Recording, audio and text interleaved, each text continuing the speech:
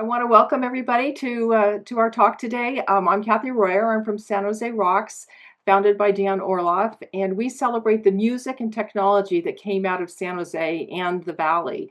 And as part of our blues tribute today, we get to speak with Elizabeth Gehrke and Crystal Gehrke Hoffman, wife and daughter of Ted Gehrke, who was the founder of San Jose's Fountain Blues Festival, which started in 1981 at San Jose State University.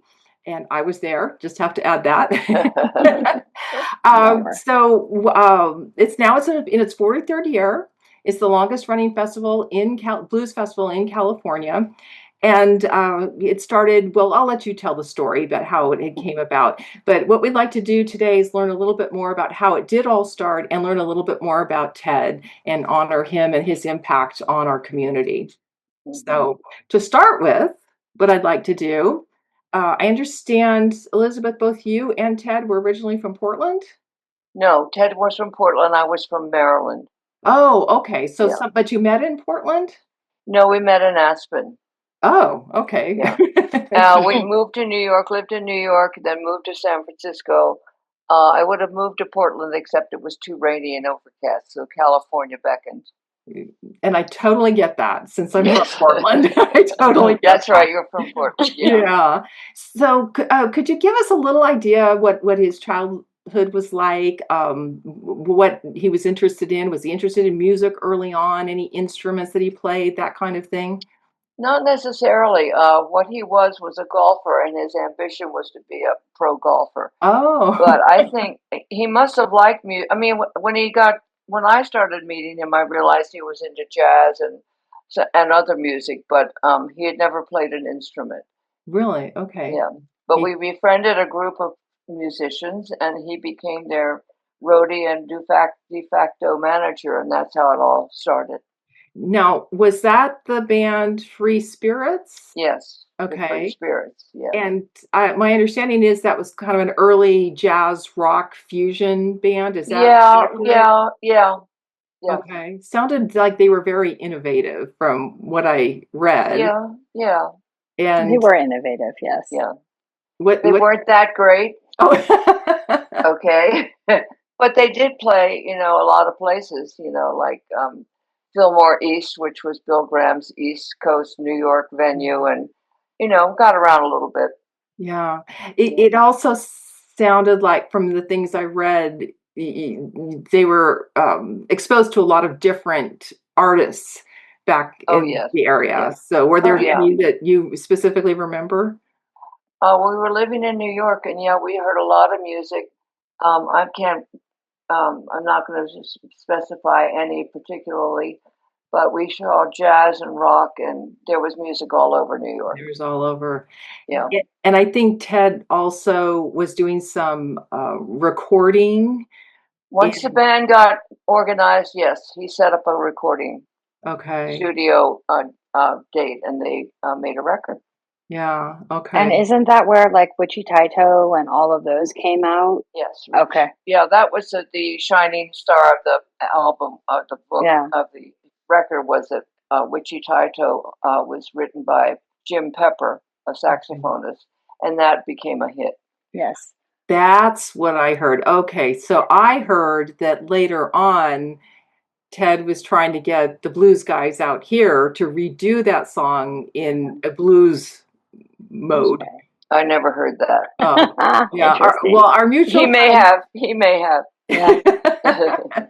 Yeah. But there's also an interesting connection, because the movie Sleepers, which is Robert De Niro and Brad Pitt, there's a very important scene in the movie where that's being played in the background. Oh, and so my father was like obsessive with the movie because it connected to his whole thing. All about his glory. Yeah, his glory, exactly. I see. Okay, that's.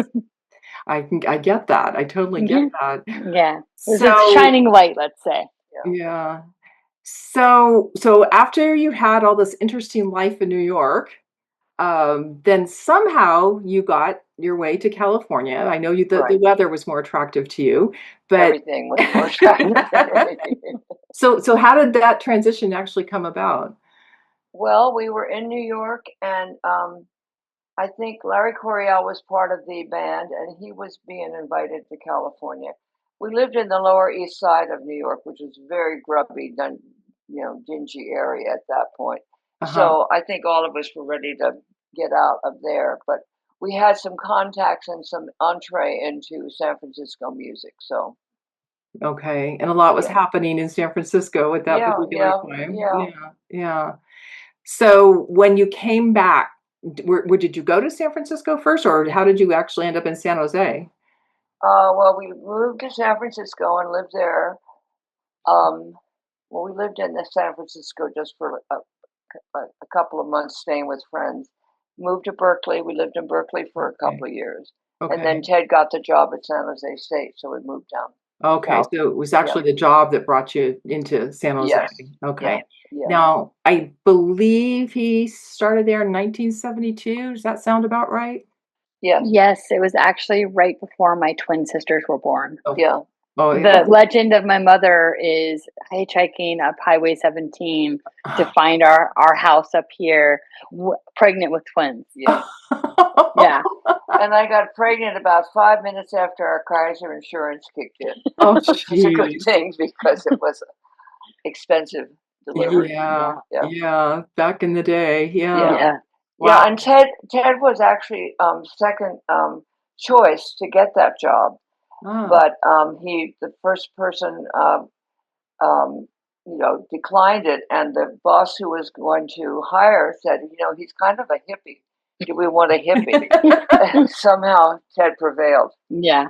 But he had formed an allegiance with a bunch of schools like San Jose State, Chico, a couple of others, and they had formed a group called Space, which is student something something. But as an entity, they were able to book concerts at different schools, and get a good price for it, okay. good money for it. And we had Ray Charles, who's Johnny B. Good. What's his name? I can't remember. Johnny Be Good is it went right out of my head. Anyway, We all know, and now we're all blanking out. all kinds of really good people. And so that was a success. And then he met in that group was Bruce Labadie and John Carr. And John Carr was working at San Jose State and said, "Why don't you apply for this job?" Yeah. Okay. Well, and now somehow, after organizing all of this music and being in association with the other schools, somehow this idea of a blues festival appeared. Okay. So how did that come about? Yeah, this group of students, and they did dance troupes and theater and jazz and rock and all sorts of different things, speakers. And at the end of the 1970, whenever Crystal was 1 year, 81, they had some leftover money.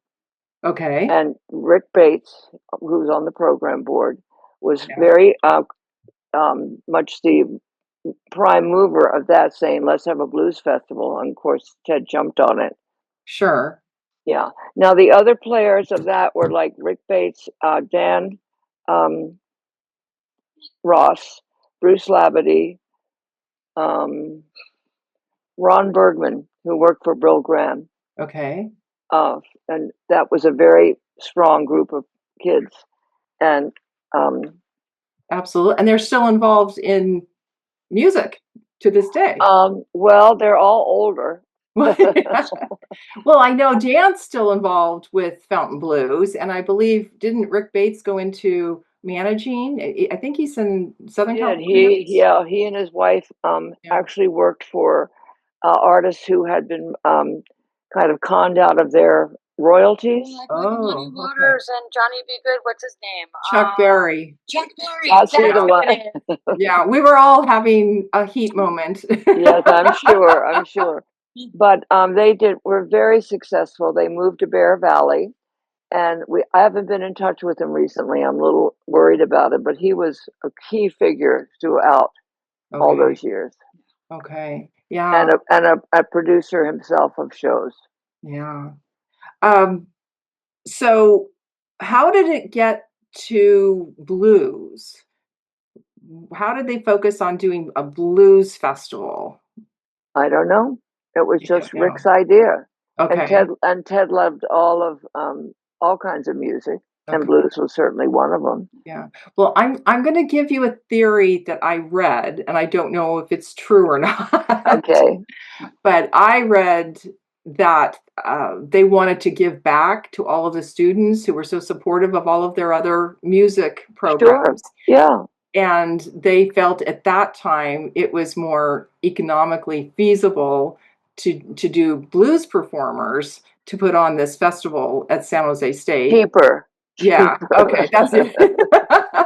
Well, I guess that, Yeah. yeah. And a large enough scene that they could draw bands and get a bunch of bands to do it. Right, right. And of course it was free. It was on Mhm. the grounds of San Jose State, which is where the fountain that Yes. the blues Yeah. comes from was For located. years, yeah. Yeah. And I know eventually then they moved to St. James Park, I believe, and then to Plaza Park, where it's been for quite a while now. Yeah. So Yeah. so so they got the blues going, and I know from reading some Spartan Daily articles that it was a challenge from day one to come up with money and to pay for it, Mhm. even though they were doing it on an economic, Yeah. in an economically smart Yeah. way. But that's just the nature of festivals, I guess. Right, You're always going right. to be a certain struggle. But Yeah.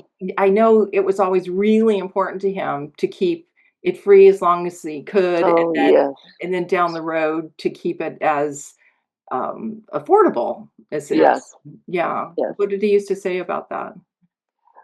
You're just spot on. Too hard to raise enough money Yeah. to bankroll it. So yeah. And that's why, isn't that why we got the grant from Metro and all that stuff? Oh yeah, a lot of people. That was very important. Yeah, a lot of people chipped in. Yeah. Right. But Well, still, they couldn't cover all the costs. yeah. Well, and that's my understanding from my research too, is that they were trying to be very creative, and Metro came in, and then of course I believe they started the Fountain Blues Foundation. Yeah. Mhm. Yeah. And started to kind of build up the coffer that way as well. Yeah. Yeah. The foundation started, like, I'd say 5 years before he passed. It wasn't like it was right away. It was definitely, Towards it the was a end. couple years before, and the foundation was, the core group Yeah. of men and women. But before that, they had the committee. They had the committee, Yeah. and they'd all meet and get Yeah. together. Okay. I guess that was just part of the foundation, though. I don't know. Right. I don't And then he got to the point where he couldn't do it anymore. And so then other people took over. And that was an important time for us because it was less stress on Dad. Yeah. Right. At that point. Well, it's definitely a huge undertaking, and to do it year after year after year. Yeah. I'm gonna Lots of moving parts. Yeah. And before we move on to the next step, I wanted to back up just a minute, because one of the things I heard was that they would simulcast on radio station KSJS. So not only did he try to keep it free, but then he also shared with all the people who couldn't be there. Yeah. Was pretty. Yeah, pretty cool. That's actually kind of one of my fondest memories is in the area. It wasn't like cordoned off or stopped for people coming in and out at SJSU. Yeah. And so people would go around the peripheral and sit. And even now at Cesar Chavez, people will sit outside the gates and just listen to the music and enjoy the music without having to pay for it. Well, and that opens the door to the other part of the discussion I wanted to focus on, is how did it really affect you guys? How did it affect? And you have two other sisters, right? Yeah, two older sisters. Yeah. So, I mean, obviously, this was a family project, not just Ted's. No, it was Ted's project, but we helped as in ways that we could. I would run errands, and Crystal would do postering and go do stuff. But it was pretty much Ted's show, and we had to live with his drama because he was having such a stressful time. He loved it. He loved it. He really did. So, but went through a long up to it, and then afterward, it took him about 3 months, 5 or 6 weeks to recuperate. Right. Yeah, I can only imagine. Well, that's kind of what I meant in terms of being you were all very dedicated to support him in this. So Of course. you were Well, it part was of wonderful. It's also just the fact that there was like a community of people that would get together once or twice a year to put these on. And those people, you would see that once or twice a year and interact with them. And that was always really exciting and fun. Oh, I'm going to see this person or I'm going to see that person. Yeah. And then also just Meeting all the artists. and then meeting all the artists.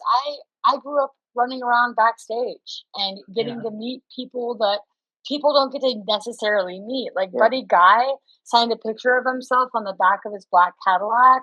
That's one of those memories. Another one is sitting and talking for hours with LaVern Baker about her recent type 2 diabetes diagnosis and being able to like help her, even though she's like an 85-year-old woman, but she literally was listening to me. And Sister Monica, she would see me every year. We would interact and like, I remember when you were just knee-high to a grasshopper. Things like that I'll always carry with me just because I loved the knowing that these people were famous beyond what I knew them as. They were just people that I kind of interacted with and got to know over the years. Yeah. Very special. Mm-hmm. Well, they are just all real people too. Yeah, they are, exactly. But they're always put up on a pedestal. And for me, it was they were real people. And that was fun. I thought that was great. Yeah. Well, that was a really great opportunity to be able to experience all of that. Oh my gosh, yes. Really cool. And through my father. And I think that's probably one of the greatest things about him is all the introductions we got to experience. He had a lovely relationship with all the musicians. Yes. He really spoke their language, and they all really pretty much all respected him, and he was good with that. Yeah. Well, my impression is he really did create a community, and clearly it has influenced so many of our local people. Part of why we're doing this tribute is because there is this huge blues culture, and the festival was a big part of it. It really allowed people to nurture their talents and exposure and connections, and there really has been a real community, and it's pretty amazing. So I know as your dad kind of eased off, then Bob Gonzalez stepped in and got us through some really tough times through COVID and so forth. And then when he was ready to kind of back off a little bit, he's obviously still on the board and still involved. And Suzanne St.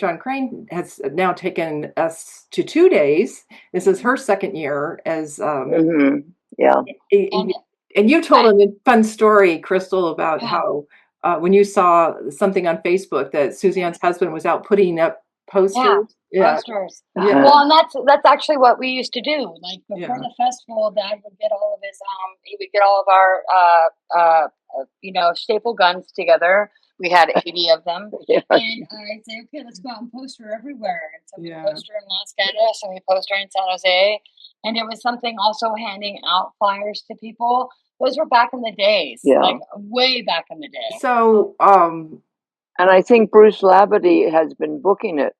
Yes. He's booking all these years. Yeah. So those are key people. And there's a lot of experience we could delve into with Bruce. Next, it was about your dad and husband slash. So what was it about your dad that inspired people to participate so generously?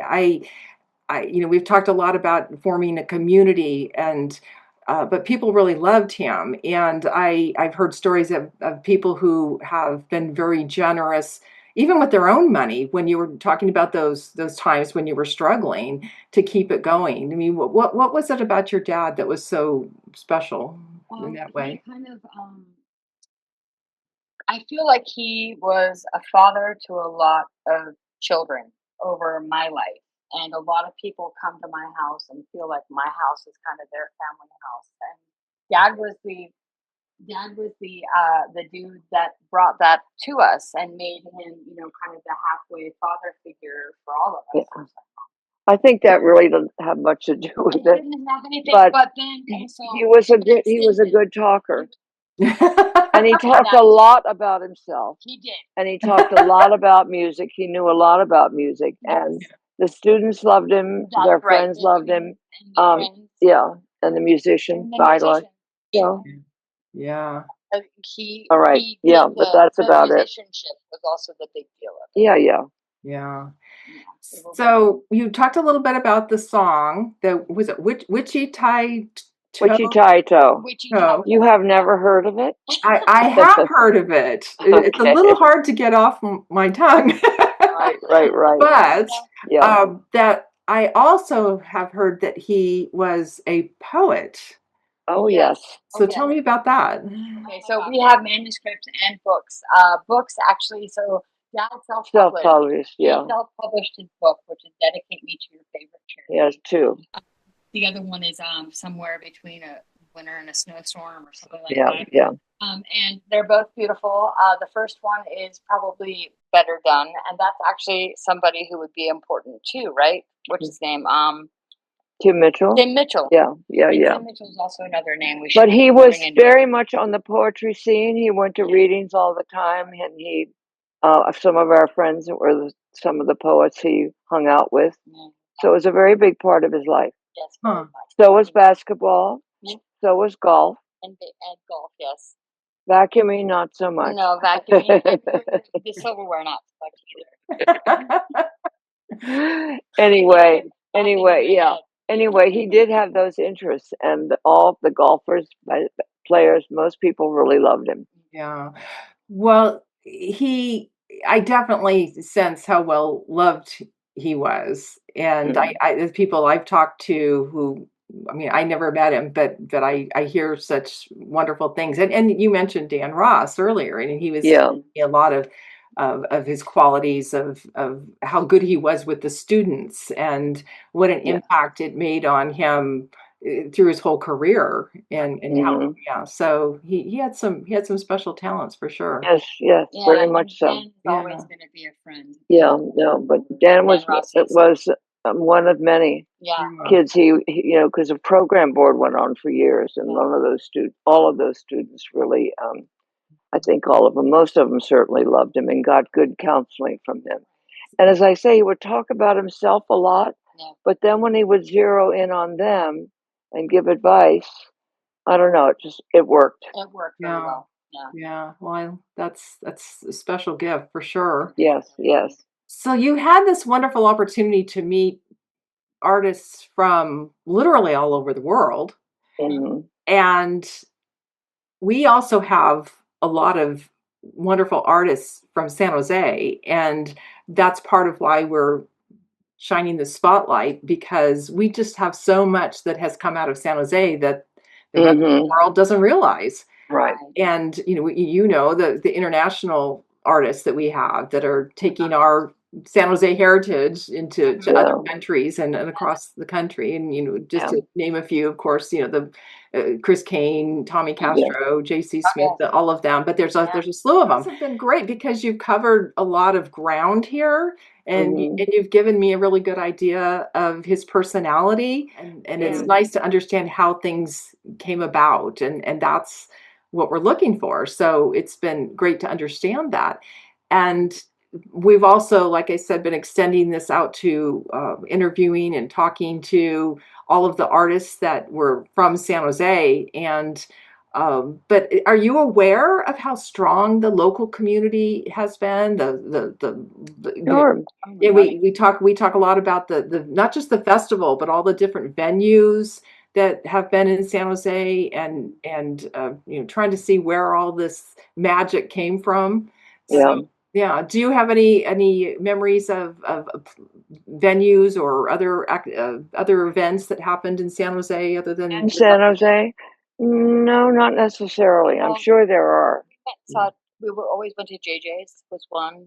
Yes, JJ's. Okay. That's right. That's one. I forgot about that. Well, nobody has missed bringing that up. I mean, JJ's is it was the epicenter to a lot of people. Poorhouse as well. The Poorhouse Yes. is integral in bringing a Yeah. lot of blues Yeah. and different kinds of music in Yeah. as well. And Yes, still exactly. is. And still Yeah, is, yes. yeah. definitely. Yes, yes. So, Yeah. you know, Jay Maduri's had a huge impact on all of us as Yeah, well, too. most Oh, definitely. yes. Jay He's Maduri is a wonderful. special dude. Yeah. Yeah, yeah. Well, before we wrap things up, I want to give you an opportunity just to maybe tell me what special memories might pop out in your head. Is there anything else we haven't heard that just Probably doesn't. You know, that's the problem, you know, just to sit. I mean, we talked about it ahead of time, trying to bring up some things. But, you know, there were so many concerts that we went to and so many concerts that he put on. And Ted was managed a couple of bands when we were living in Berkeley. And and like one of those bands we went to Europe with, and we went to the East Coast and did a tour there. So there was a lot of, you know, once you got into managing bands, which is in New York, when in poverty, but I mean, we know it wasn't that bad, but we were struggling. And then once that started rolling and he got more bands, um, it's been quite a ride. absolutely? Yeah. Yeah. Well, I mean, you just told me recently you like got to sit down at a table with Muddy Waters and Clifton Chenier, like just next to you. Yeah. You know, I was like, oh my god, that's crazy. Oh yeah, Paul Masson Winery. Paul Masson Winery, Yeah. Shoreline. There were so many things. Like, Dad would always bring trash bags with him to the venue and have people he'd call out from the stage. The Blues Festival. The Blues Festival. He'd say, okay, people, I want you to clean up after yourselves and give everybody trash bags, and everybody would get trash bags together and collaborate. But, you know, everybody was so lovely to him. It was just wonderful. Yeah. People were so supportive and loving, and that's what the community is all about. Yeah, and Licardo. Sam Licardo. Sam Licardo. Okay, so the year that Dad passed I'm away, sure Kathy knows. he probably does. But the year that Dad passed away, they made June 1, I forget 15th, Ted Gehrke Day, and they brought us up on stage. So Sam Licardo gave us a plaque for my dad, and it was really sweet and nice. And the mayor of San Jose dedicated that to us. Yes, yes. So yeah, we got in the paper and everything. It was wonderful. Yeah. Yeah. Well, I'm glad that your dad is remembered so well, and he's definitely had a huge impact on so many people. And I guess I'll see you at Fountain Blues next week.